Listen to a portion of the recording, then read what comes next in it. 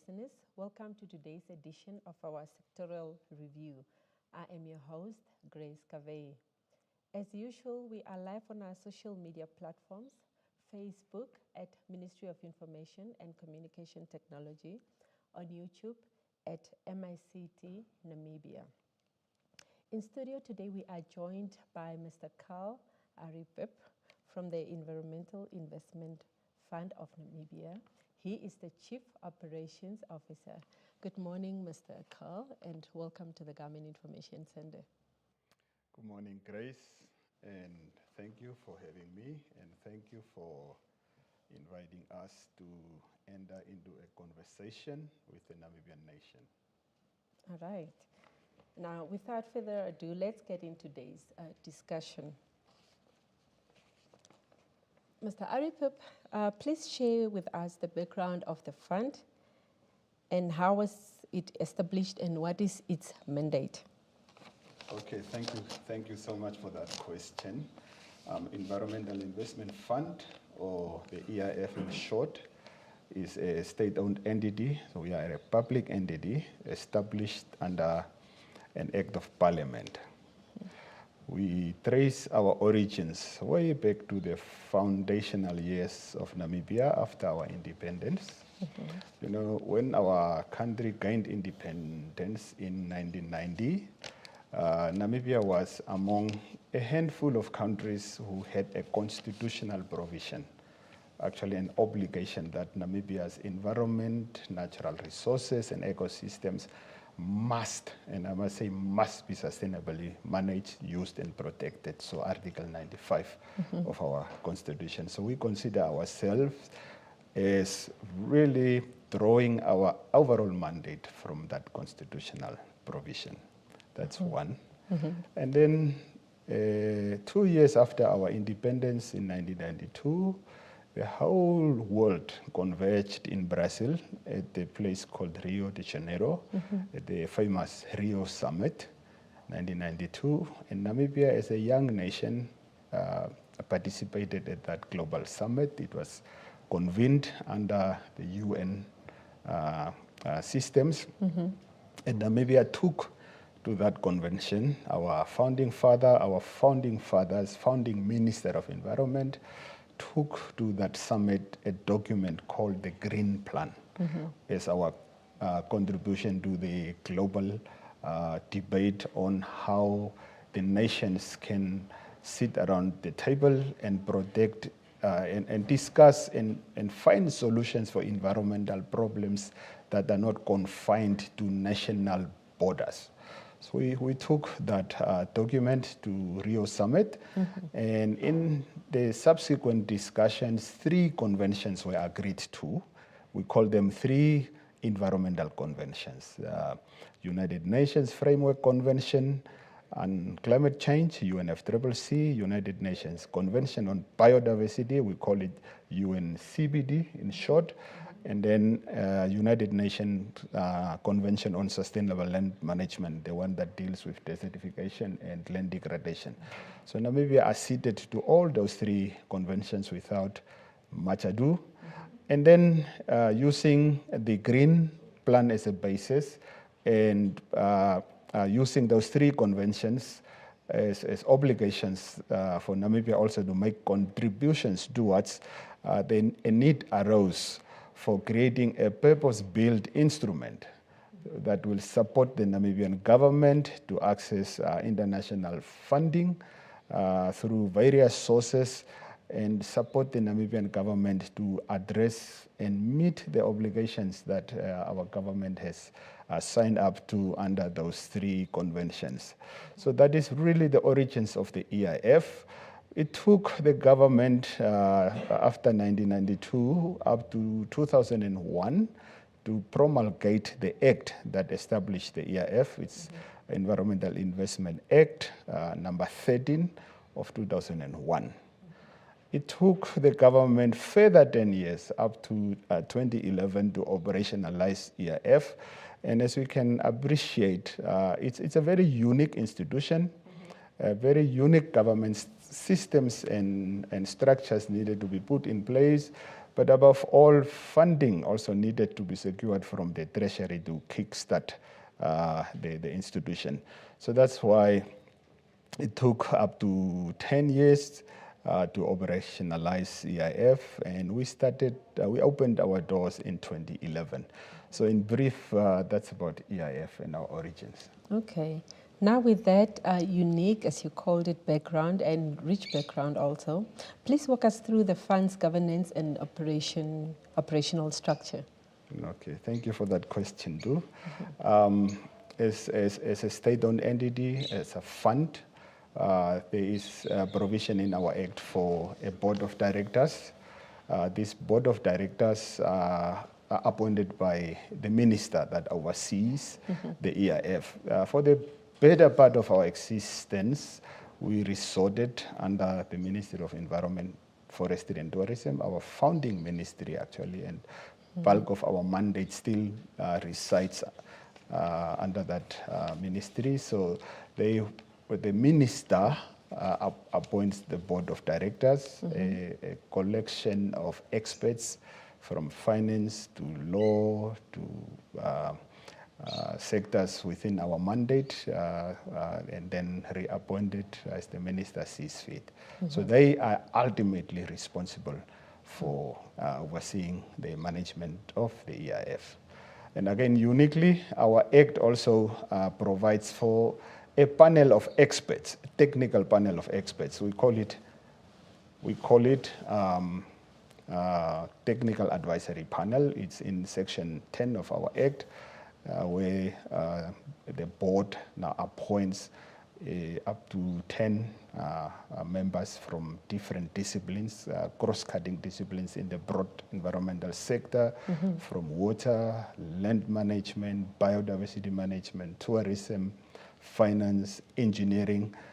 They have their terms of references clearly specified in the Act, and they advise the board technically on the operations of the EIF. So, and then after TAP, Technical Advisory Panel is abbreviated as TAP, the board has 3 board subcommittees. Subcommittee on Finance, Audit and Risk, chaired by a board member. Our law prescribes that all board subcommittees have to be chaired by substantive board members. So a subcommittee on finance, audit and risk, a subcommittee on HR, human resources management, and a very unique one, a subcommittee on appeals and review. Because again, in the field that we operate at international level, it's a global best practice that we create an institution only reporting to the board that can give recourse to Namibian citizens if they are affected adversely by EIF's work and decisions. They have a recourse to appeal to. So those are the 3 subcommittees of the board. And below that, there is an executive committee led by the Chief Executive Officer, Mr. Libanda, and then Chief Operations Officer, that is myself.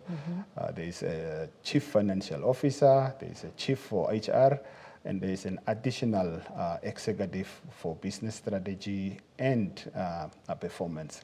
So those that's the governance structure of the EIF. Fund. Okay, as an investment fund, what guides your investment decisions, and what are the key focus areas you prioritize? Okay, thank you for that question too. A very relevant question, because we basically face this question very regularly from our stakeholders. Our decisions, our activities, our investments are in aligned with Namibian government's national policies, plans, and strategies. Starting from Vision 2030, at least in our operational existence, at least 3 national development plans, 4, 5, and now as we speak, 6.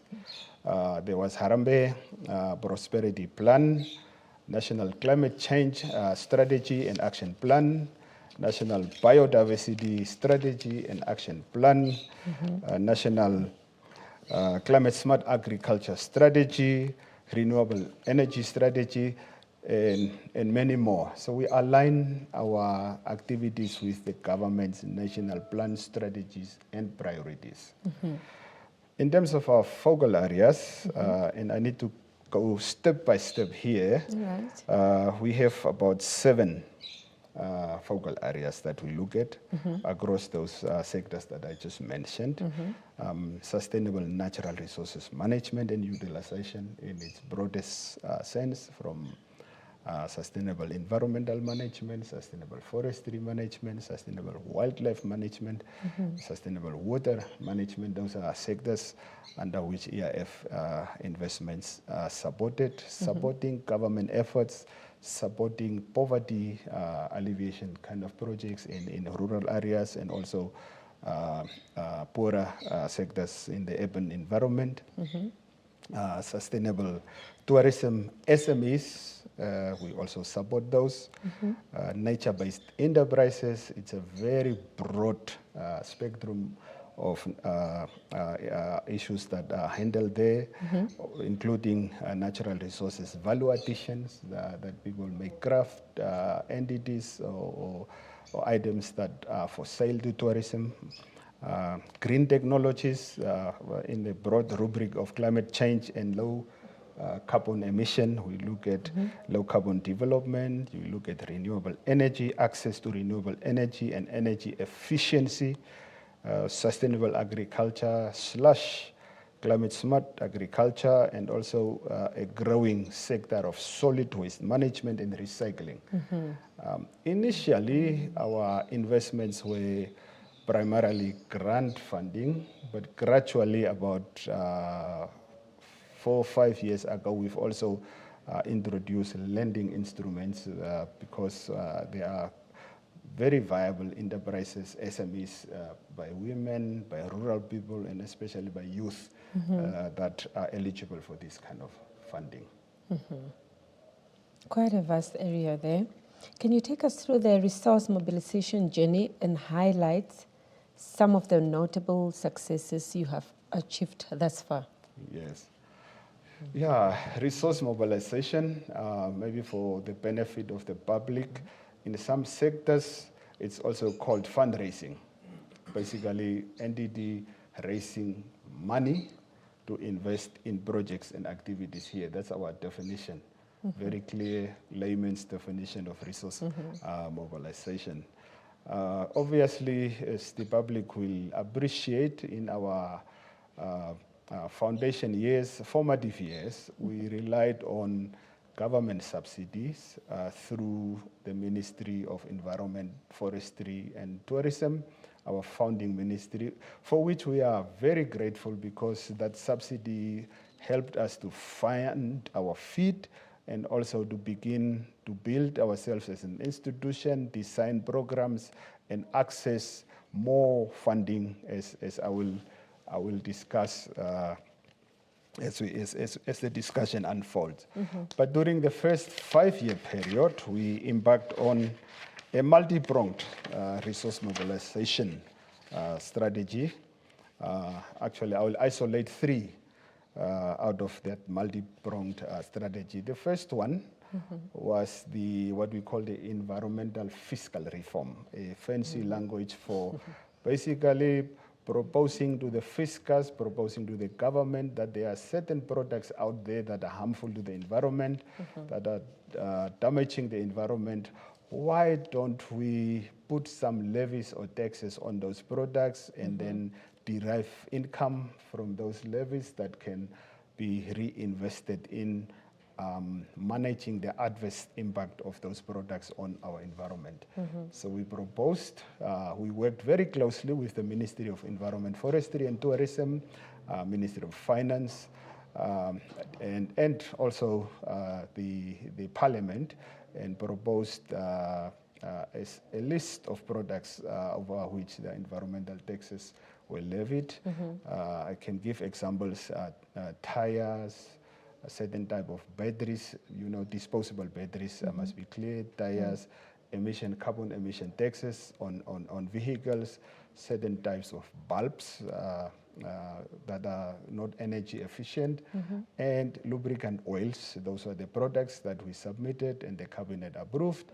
And then while those discussions were underway, the government also on its own initiative also levied some taxes on once-off use plastic products, our shopping bags mostly leading that fold.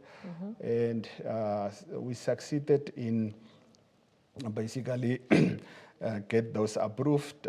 We do not get all of it that is being collected, I must be very clear, but the cabinet, under cabinet decision, we get 30% of what the government collects on taxes on those products. Number two, we also prioritize pursuing and forging partnerships with multilateral and bilateral funding sources internationally. And when one speaks of multilateral sources, it's mostly UN agencies that are within our mandate, some created specifically under the conventions that I mentioned. So we prioritized forging partnerships with those entities for funding sources. And then we also looked into ourselves as an entity, as EIF, because raising money internationally, you need to be a credible entity. You need to be accountable. You need to have the expertise to be able to manage and account for the resources that are entrusted to you. So we also used the first 5 years to build ourselves to be able to compete internationally for accessing those finances for the country.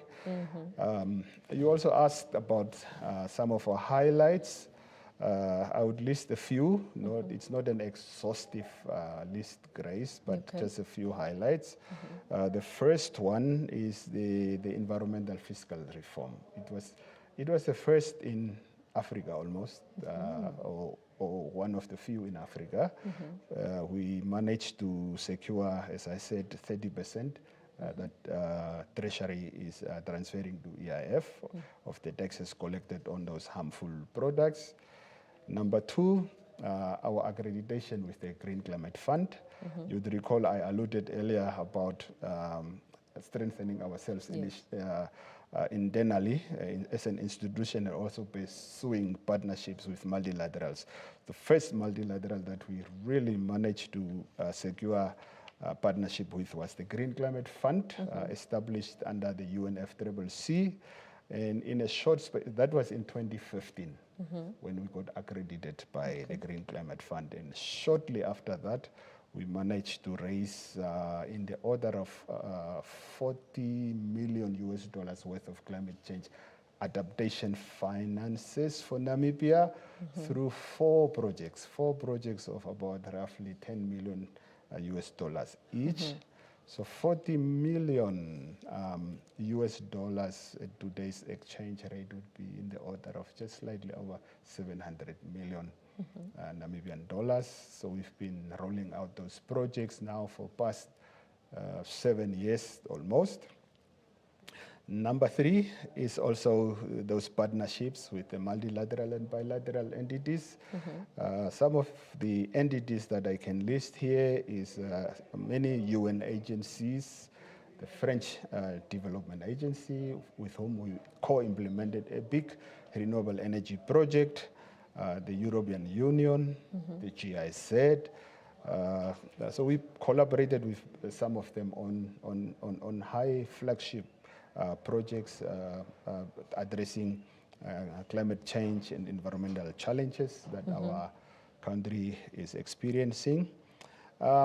We've also been managing and rolling out what I call, for the lack of better word, national duty projects on behalf of the government.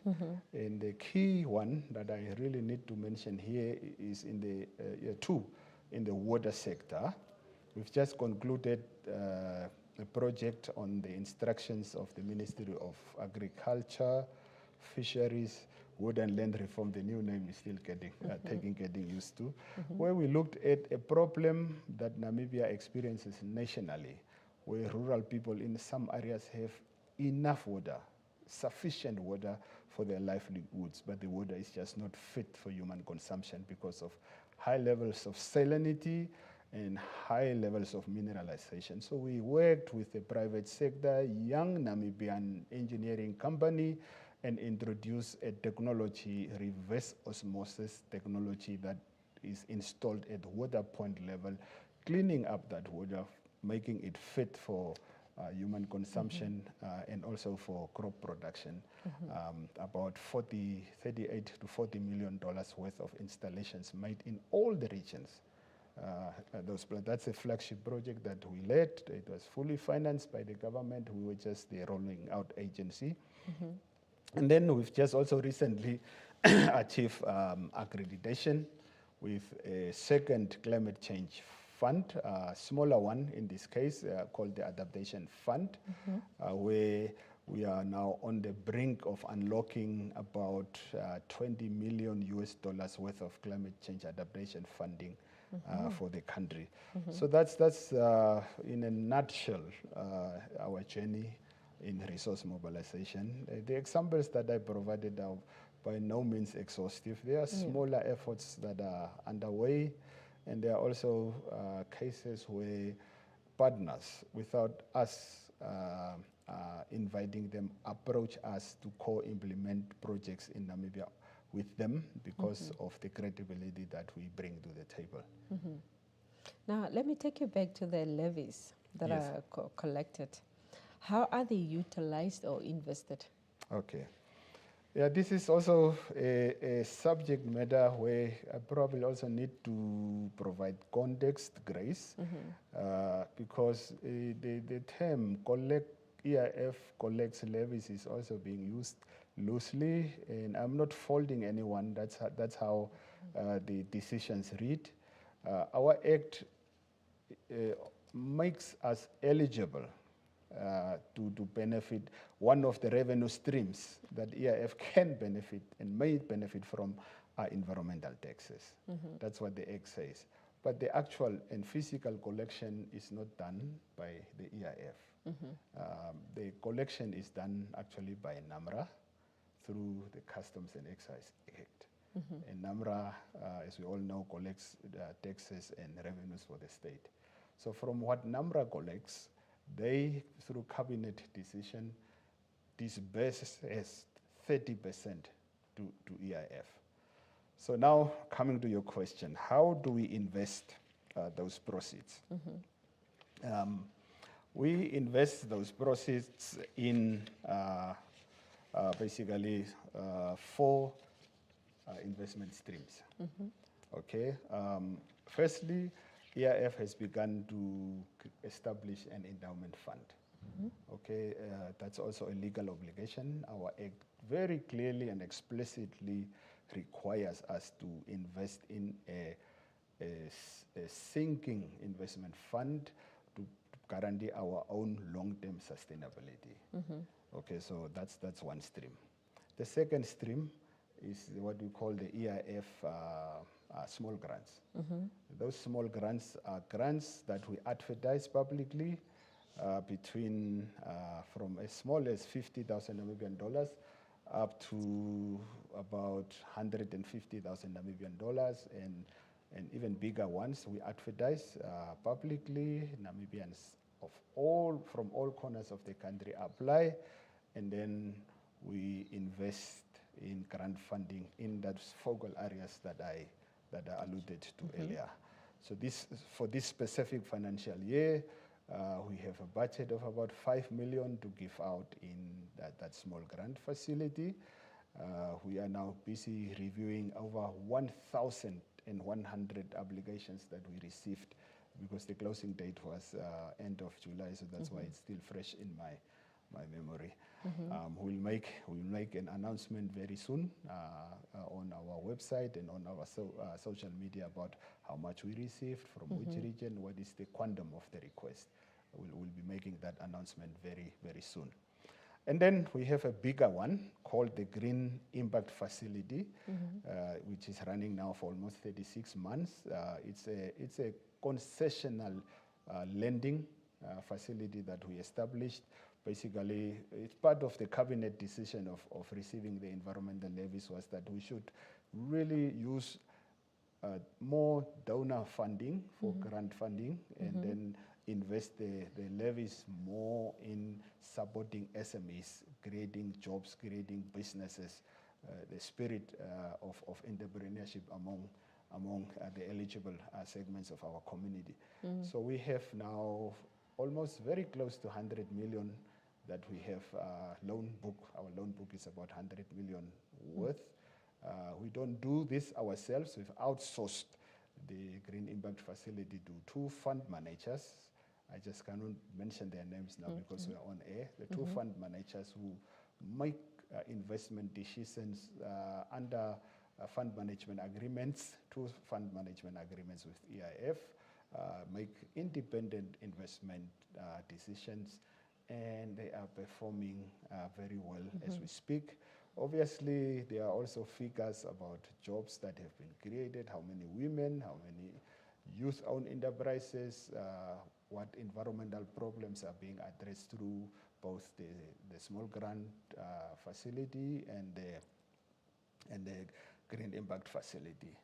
And then the last but not the least is also one of the bigger component where we are looking at the issue of solid waste management and recycling, because the whole concept of environmental taxes, environmental levies is about reinvesting a portion of these taxes in solid waste management, because we are targeting products that are harmful to the environment.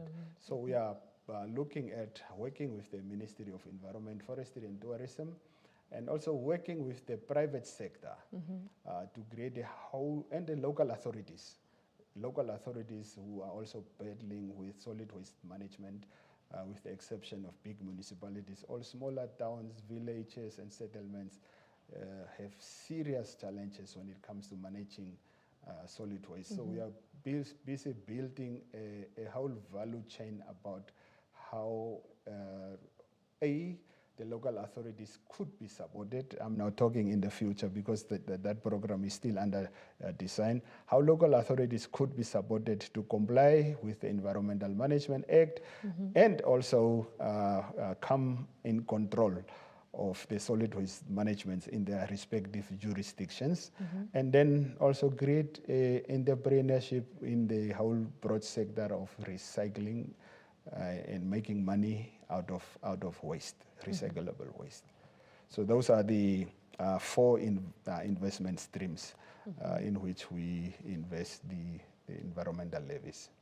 Okay. Viewers and listeners, please join our discussion on our social media pages, Facebook, Ministry of Information and Communication Technology, on our YouTube page, MICT Namibia. Mr. Karisep, let me take you back to the accreditations that the EIF has had. What do they mean to the fund and to Namibia? Maybe you can give us that information once again. Okay, accreditation to both the Green Climate Fund and the Adaptation Fund, in the simplest term, is actually a seal of approval that an entity attains to be able to access funding from those two entities for the country. Seal of approval is you get subject to a very rigorous test about your governance systems, the accountability systems, financial management systems and processes, whether you have policies on gender, on environmental management, whether you have you do your audits regularly, how many of those audits are qualified, is there any corruption accusations leveled against your entity. If you are entrusted with $100 million worth of funding on behalf of your country, will you invest the money for the purposes that they have been entrusted and account for every penny? So that is the test that entities are subjected to. We have passed that test as EIF twice, 2015. Initial accreditation with GCF, we passed it with flying colors in a short space of 4 to 5 months. And then 2022, we had to be accredited with the Green Climate Fund, and we passed it. So that is basically what it means. Once you pass, then you can basically raise funding for your country from the pot called the Green Climate Fund. Same applies for the smaller one, the Adaptation Fund. We've not dipped into the Adaptation Fund yet because the decision was only made in June, but we are steadily on our way to raise 20 million Namibian dollars in adaptation financing for our country, because we also passed the same test, more rigorous for the smaller NDD over a longer period of time, but we passed that test, and that is basically what it is. It's a seal of approval, it's a vote of confidence from a global funding source, one of the biggest that the small NDD in Namibia can manage and account for our finances. And I must also assure Namibians that in the 7 years of accreditation with the Green Climate Fund, we have had clean audits on all the projects that we've managed for GCF so far. I do not know what the future holds, but so far we have a very clean track record, completing 3 projects on time as we speak.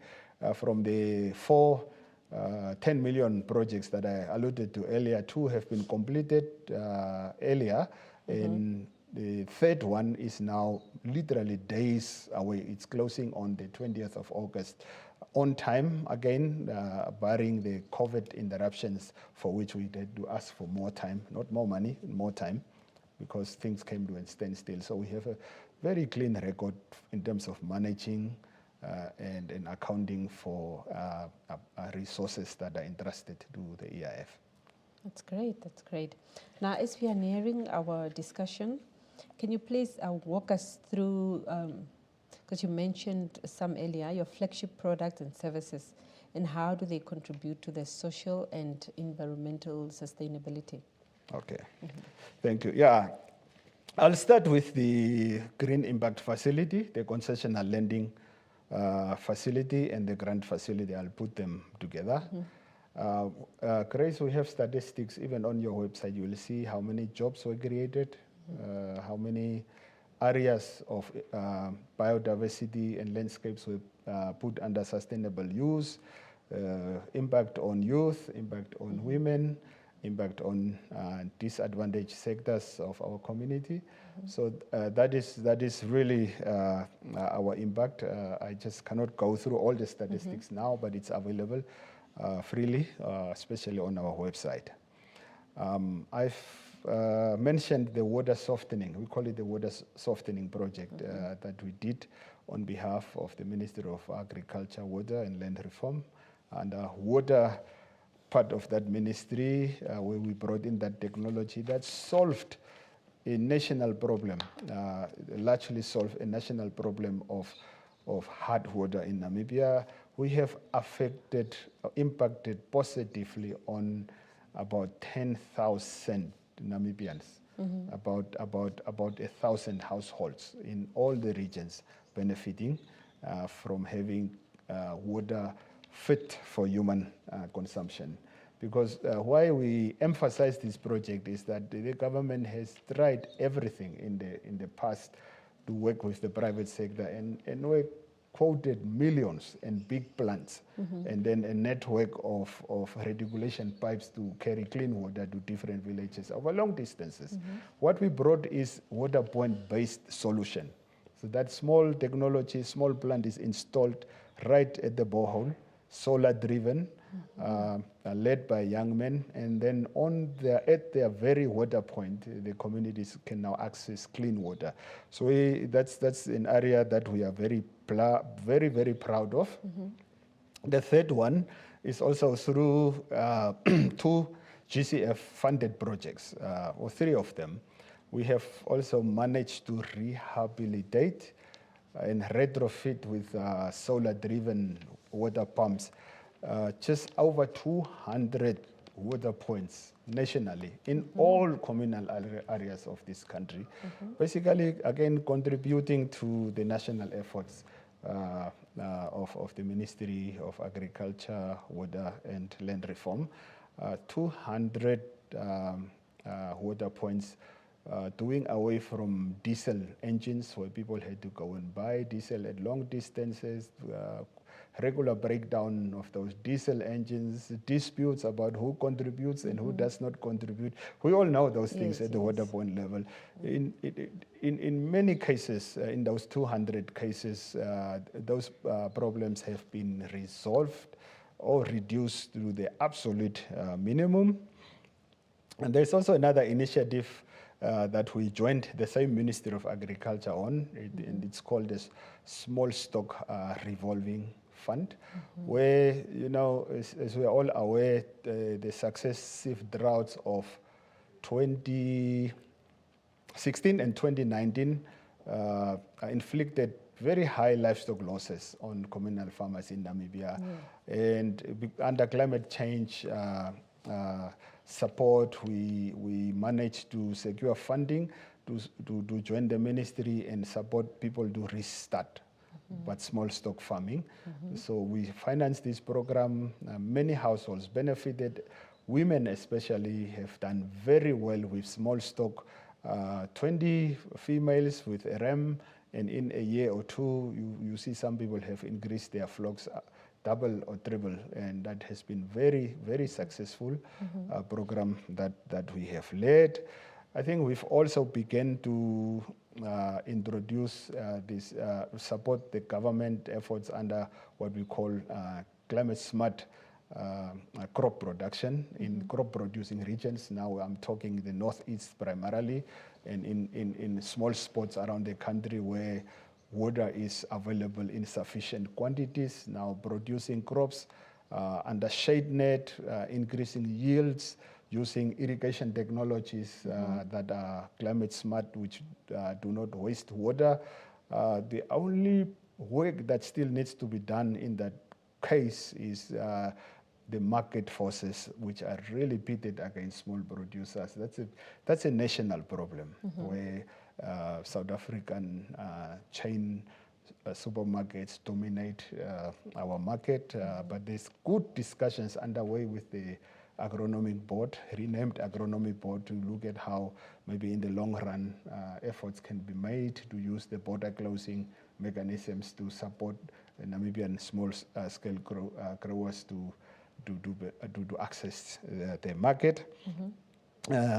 We've also been very successful in de-risking access to renewable technologies for energy access for households, our lending products with grace periods and also subsidized interest rates have really assisted some rural and even urban communities to access renewable energy. But the emphasis on rural, because there are some pockets of our country where the national grid will never reach in our lifetime, or just do not make economic sense to build power lines all over the country for 3 households here, another 1 household 300 kilometers away. But these people were able to procure renewable solar home systems and have access to energy. So that's also something that we think as EIF we have contributed to.